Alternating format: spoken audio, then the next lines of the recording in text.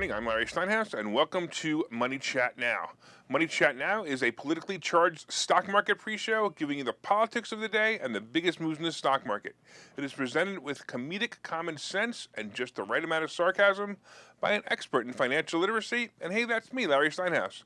Today is Wednesday, August 24th. I want to welcome you to the show.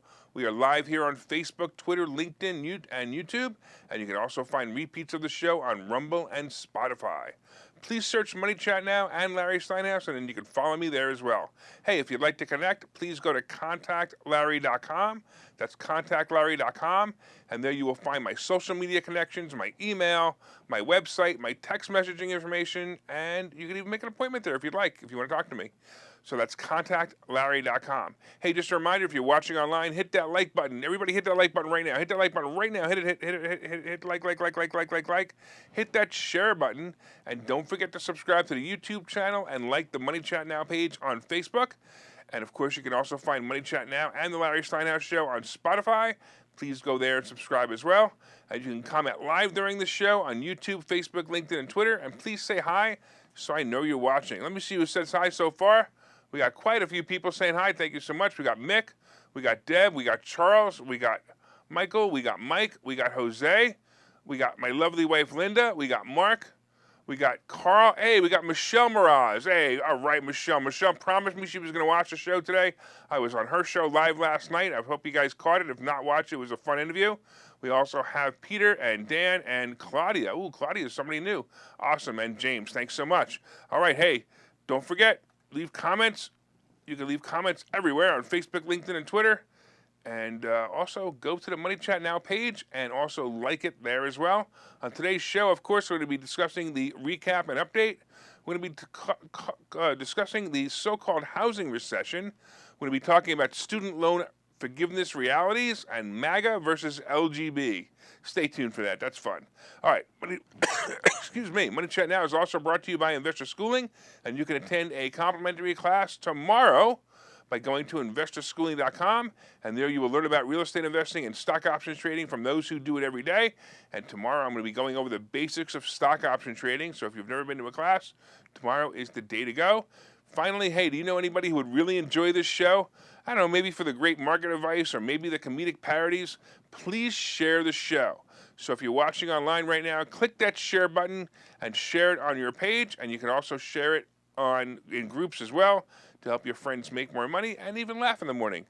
Hey, by the way, let's get started. Let's see what's going on. Let's get into what's going on today, tomorrow, and the next day, and all this good stuff. Yesterday was kind of a standard day. Nothing much happened. You know, the Dow kind of closed down about 150 points. If you remember, I predicted the Dow to go down, but I expected it to come back by the end of the day. So it appeared that the market was just kind of slow rolling it. It never really got any momentum to come back.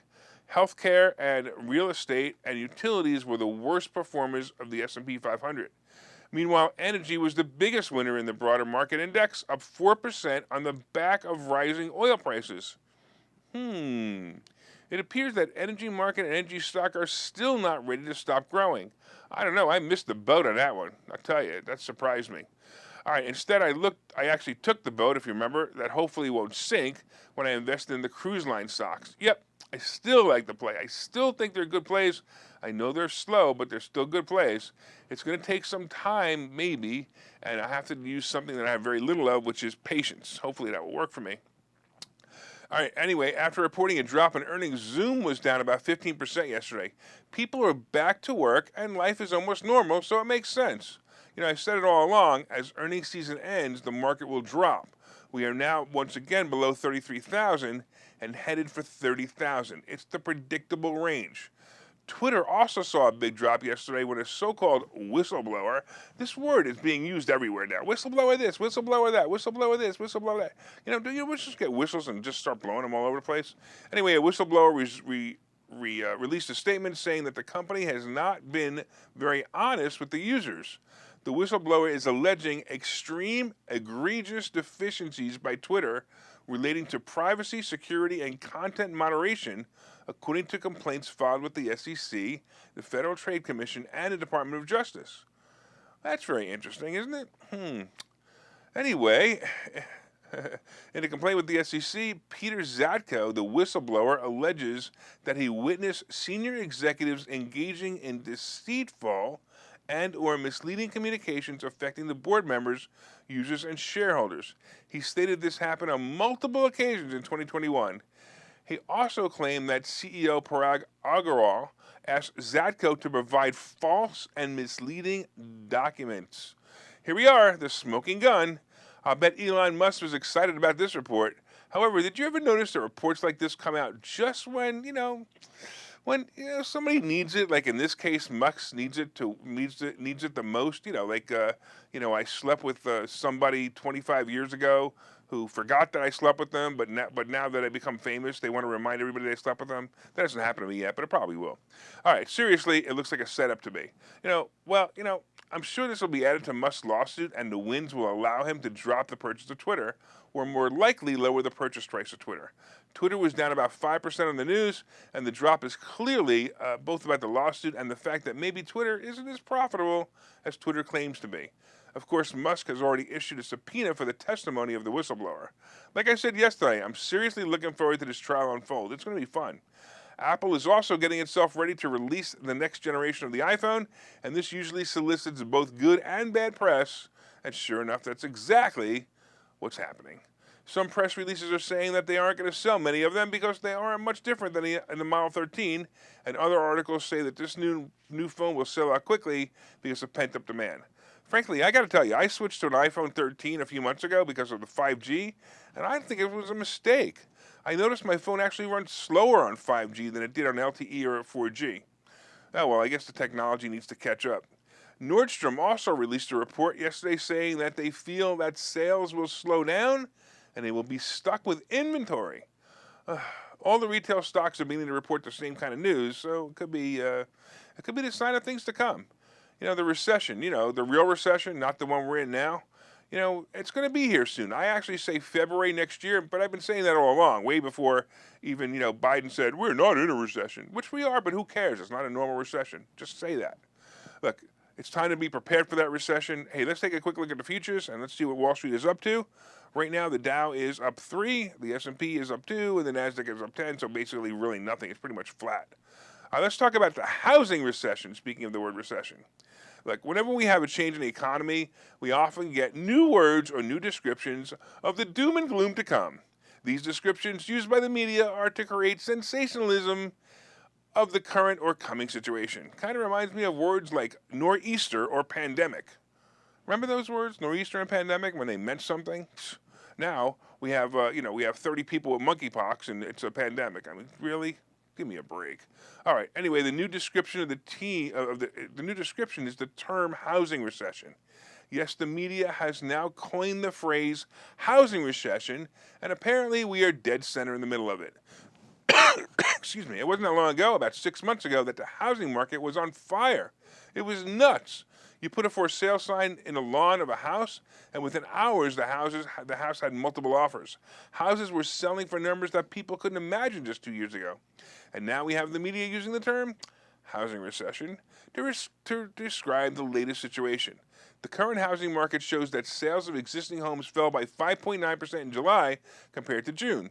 And by the way, this marks the 6th straight month of a decline and a drop of more than 20% a year earlier. This is of house sales, not of prices. That's important to know. Home builder sentiment is dropping month after month as well. And look, I've seen it before. I saw it as we approached the recession of 2008. I've seen it many years earlier as housing crashed a few times in my life as an investor. By the way, I predicted it would be this year, and I've been mentioning it for a few years now. So what does a housing recession mean to you? The interesting part, at least so far, is that housing prices, like I said, have not dropped much, at least not yet. The scenario is more of a scenario where houses are taking longer to sell and there are less buyers. At least this is what your realtor is going to say anyway. The only thing keeping home prices up is inventory. The amount of homes for sale is still historically low, and that surprises me. But this is also about to change. Many people bought homes and overpaid for them in the past 2 years as the fear of missing out created an environment where the buyers didn't want to miss out on buying a home. The free money, including student loan moratoriums, made the average family think they had more money than they really did. So they went out and they bought a home that will probably be difficult. That'll probably be a difficult asset for them to pay for in the future. The problem, of course, is the Fed raising interest rates. This has created a bottleneck situation, which is changing the monthly cost for ownership of homeowners for many. Look, if you keep in mind that the interest rate, if you take the interest rate of 6%, for example, and then you double that of the loan of a 3% loan, then you realize the average borrower needed $400,000 a loan to buy their house. So the difference between 6% and 3% interest only, you could quickly calculate that the payment is now $1,000 more a month to pay for that home. $1,000 more. When you add the rise in taxes and the other rise in expenses, such as utilities costs, you quickly realize that the average homeowner is paying probably about $1,800 a month for the same home from about 2 years ago. Add the other inflation issues, and wham, we're heading for a train wreck. It's coming. And of course, the answer is simple, and the opportunity will be great. Currently, the biggest regret new homeowners have is how much they paid for their home the past 2 years. Many believe the value of their home will be significantly lower than it was when they purchased it. To me, it was obvious, but if you're a real estate investor, always wanted to be, now is the time to learn how to do it. All right, take a look at this commercial, register for class tomorrow night, and you're going to learn how to do it. See you guys in a minute. Okay, so you thought about buying and selling real estate. You've thought about investing in the stock market, but don't know where to start. Well, what if you could find a place to unlock strategies to master both real estate and the stock market, all without the headache? That place is Investor Schooling, hosted by Larry Steinhouse, an expert in real estate, financial literacy, and the ins and outs of the stock market. You can attend Investor Schooling in person or online 8 times a month. You can and will learn how to make money in real estate, and you will learn mastery of stock techniques such as options and covered calls. You will even get a chance to ask one of your burning questions to the stock option sultan, the master of picks and plays. Call 866-424-2829 for free information and receive a complimentary pass to attend classes, or register online at investorschooling.com. Don't delay. These passes are limited. So what are you waiting for? Call 866-424-2829. That's 866-424-2829. Or visit investorschooling.com. That's investorschooling.com.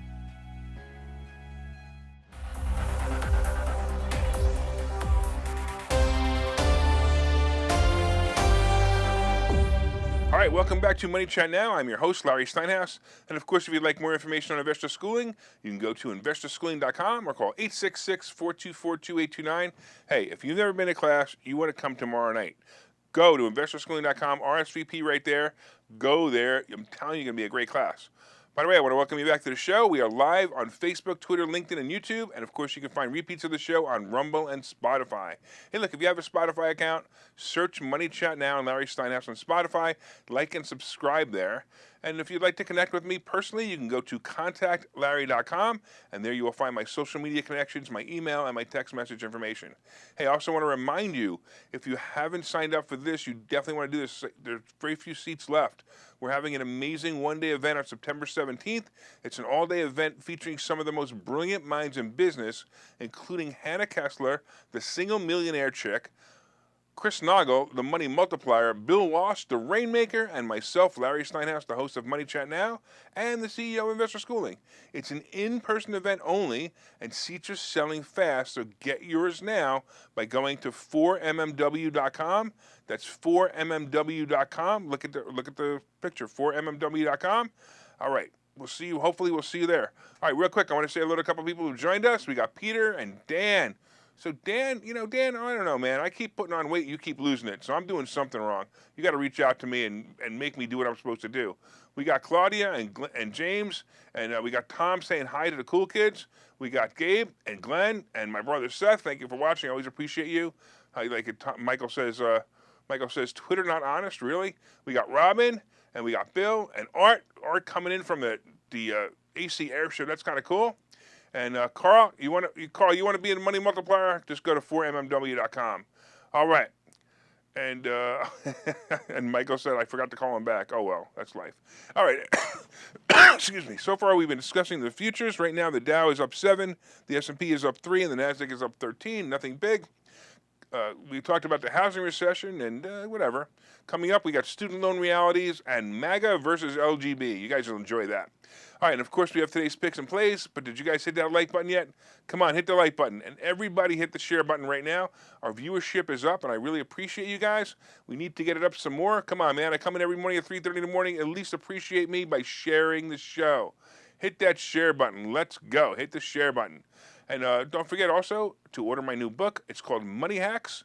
And if you ordered it and read it, please leave a review on Amazon. So go to Amazon.com, order the book, and leave a review. All right, let's get into the second half. Let's talk about student loan realities.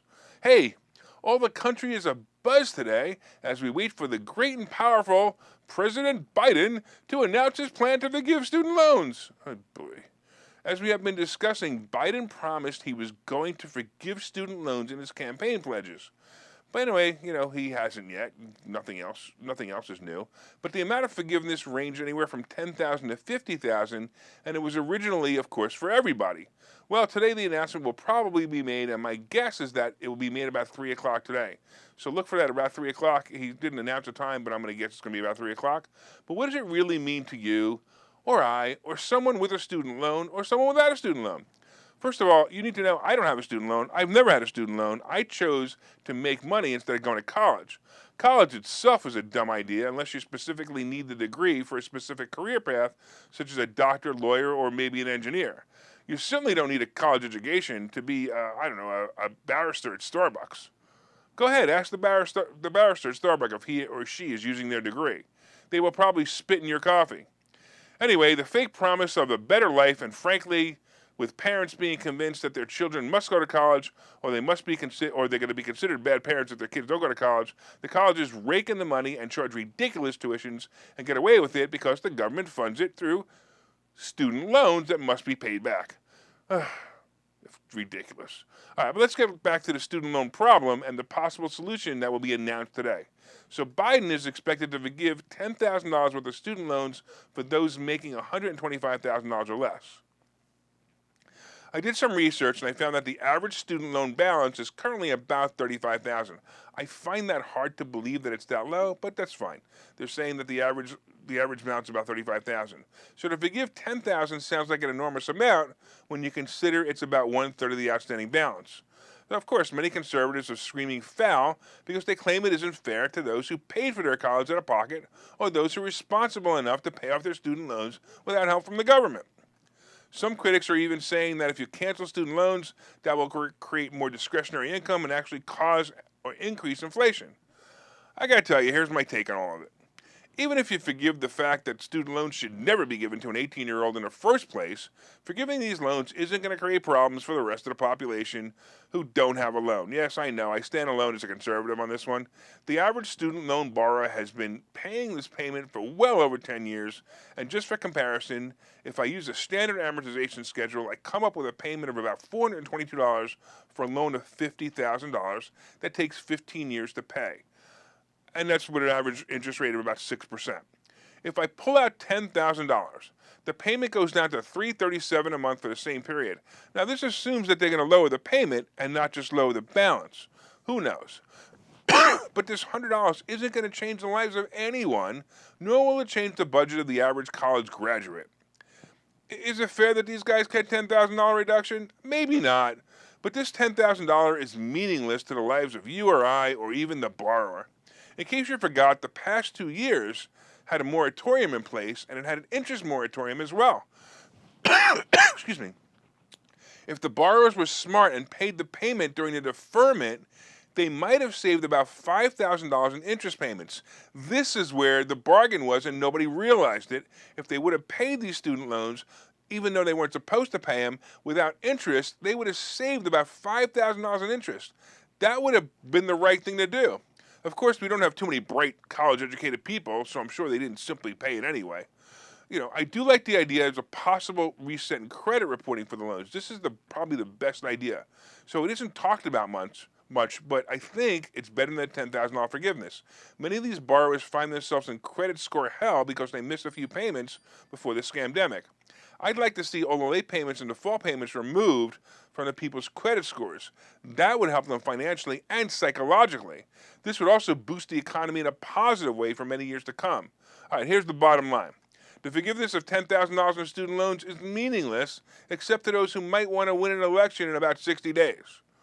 So don't be fooled and don't be angry. It's actually all good. All right, I'm for it. I know you think I'm nuts, but I'm for it. Who cares? Don't worry about it. All right, here we go. Let's talk about taglines. Taglines for presidents. Let's talk about MAGA versus LGB. Look, as a marketer for a long time, as long as I can remember, I gotta be honest, I can really appreciate a good slogan or a good message from an advertiser. But I have to say, nothing sticks as much as MAGA. Make America Great Again was a fantastic campaign slogan by Trump. It was perfect. The 4-letter abbreviation of MAGA was even better. When you see or hear the abbreviation MAGA, you know exactly what it is. It's probably more recognizable than the Nike swish. MAGA brings up, it brings up emotions from everyone who hears it or sees it. Even Biden can't get away from it.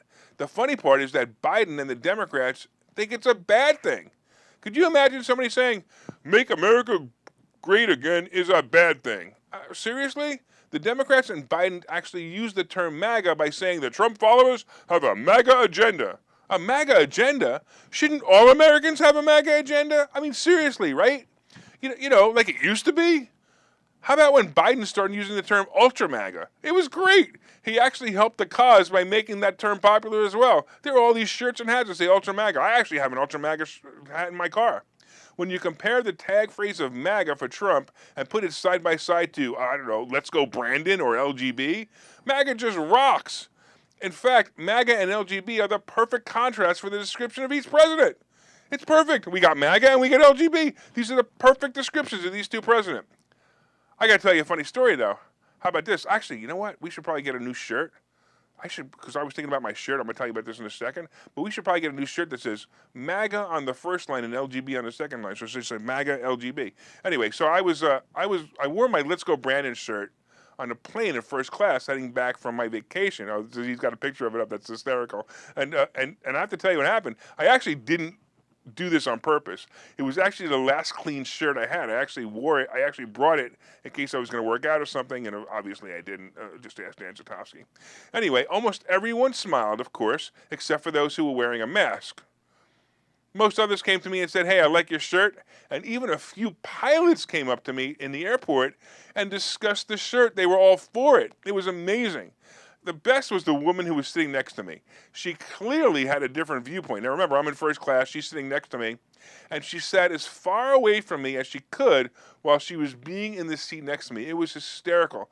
She was like, all the way over here, I'm over here, and she's all the way over here, and it was just really, really funny. She never said anything, but it would have been fun if she did. By the way, have an ultra MAGA morning, and I'm going to take a break, and let's come back with the picks of the play. Let's go, Brandon. Hi, I'm Larry Steinhouse, and one of the most misunderstood things in America is money. That's why I've written this book. It's called Money Hacks, because everything you think you know about money is wrong. And I'm telling you, everything you think you know about money is wrong. When you read this book, you will learn things about money that you did not know. You will even learn if money can buy you happiness. I have a full chapter dedicated to that. You're going to definitely want to read that. I talk about how to use other people's money to buy real estate. I talk about how to save more money, and I even talk about how to rebuild your credit score in this book. There are 22 amazing chapters in this book. This book is now available everywhere. It's available on Amazon. It's available on barnesandnoble.com. And you can order this book right now, and you'll have it in 2 days, and you'll start learning things about money that you never knew before. So order the book right now. Go to Amazon, go to barnesandnoble.com, and order the book, Money Hacks by Larry Steinhouse.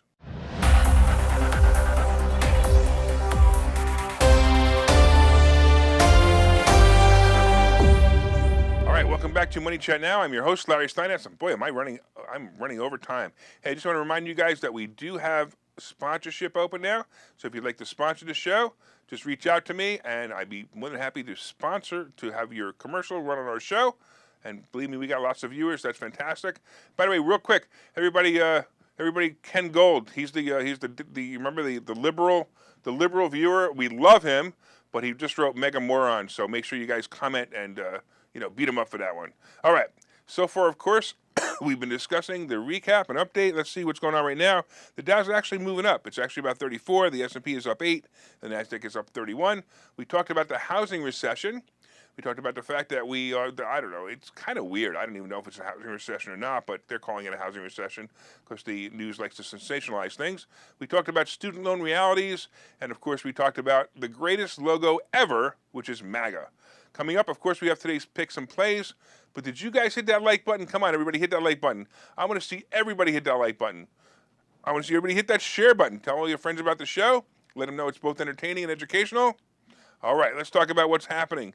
So I said this earlier, that yesterday was kind of a boring day, and it kind of appeared that my prediction of the market going up at the end of the day was simply delayed. I believe we're going to see a small upswing before the next downturn. So today we'll probably get that 200-point pop that I thought we'd have yesterday, but that's okay. It's just slower, that's all. I do have to say that it's a stock option opportunity right now, but you need to get ahead and you need to get in and out quickly. Right now, Meta is right at my buy number. It will be at my buy number, I hope, at under 160. If it hits that number, I say it's a buy. Get out at 170 and take a nice profit. Twitter might also be a buy if it goes back to the 35, 38 range, and it's possible if that happens in the next couple of days. It may be a great covered call at those numbers, so watch for that as well. The cruise stocks are still kind of docked. And I say load up on them. Definitely load up on them. If you want to make money on them, you might be happy in the future. By the way, nothing notable today. You'll see the Fed speech on Friday, and I believe the Fed speech is going to pop the market. And if the SPY drops below 410, it might be a really good call into Friday. So if you like the SPY and you want to play that play, that's going to be a really good call. All right, real quick, let's see what the futures are bringing right now. The futures are up. The Dow is up 21. The S&P is up 6, and the Nasdaq is, of course, up 23. Again, not much, but I think it's going to end the day at plus 200. Crypto is notching up a bit. Bitcoin is about 21,300, and Ethereum is about 1,600. Look, the precious metals are still disappointing me. Silver is still below 19 an ounce, and gold is still below 18. I'm super surprised. The Treasury bond is moving up, and it's just over 3%, and the average mortgage rate for a 30-year fixed is still below 6 at about 5.87%, according to bankrate.com. All right. Also, oil is moving up, and it's about $96 a barrel. It was below 90 on Monday, but the average gas price is still holding out at 3.89 a gallon. Hey, I want to thank you all for watching Money Chat Now. We are live every morning on Facebook, LinkedIn, Twitter, and YouTube at 7:30. And, of course, you can also find repeats of the show on Rumble and Spotify. My name is Larry Steinhouse. I am the host of Money Chat Now, and I am the CEO of Investor Schooling. And make it a profitable day.